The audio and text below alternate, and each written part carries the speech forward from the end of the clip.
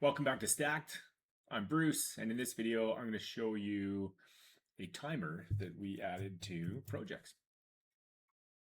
So in the projects page, you can go into any project you're likely working on, and there's this start timer button. If you hit that button, the timer is going to start. You could bounce around to other projects maybe that you're working on, bounce back to that previous project with the timer button pressed. And when you're done your work, maybe you're doing calculations, maybe you're doing building information modeling, something like that.